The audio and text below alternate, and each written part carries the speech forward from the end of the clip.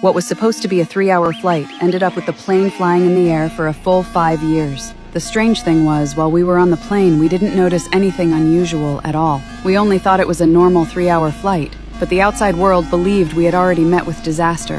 When ground control heard our plane requesting to land, they were instantly shocked. After multiple confirmations, they finally approved our landing at a remote airport.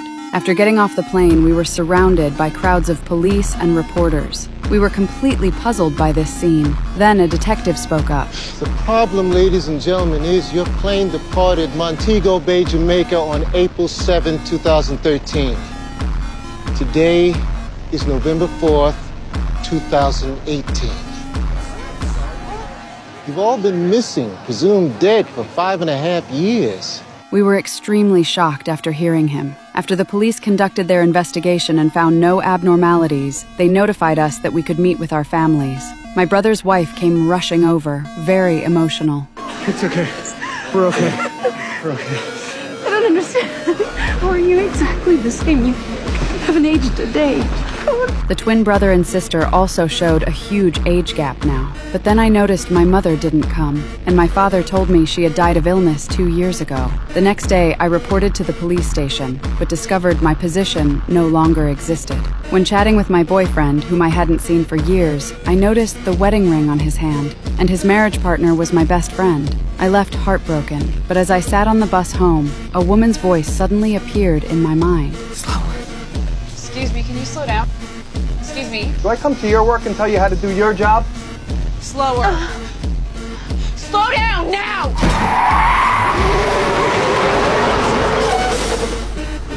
How'd you see him coming? Lady, how the hell? I was very confused about this. After returning home, I told my brother about this incident. After hearing it, he warned me not to tell anyone, or I might be taken away for research. The next day, during my morning jog, when I passed by a warehouse, that voice appeared again. Set them free. Set them free. But I didn't pay attention and turned to leave. But that night, while I was sleeping soundly, I was awakened again. Set them free. Set them free. So I had no choice but to go to that warehouse again. Just then, my brother also drove over. It turned out he had heard the same calling too. We then opened the iron gate and let 2 dogs out. But unexpectedly, all of this was recorded by someone who also called the police. Fortunately, the case was handled by my ex-boyfriend, Jack. He thought I was deliberately trying to get revenge on him, so he scolded me and then took me to return the dogs. But as soon as we reached the warehouse, Set them free.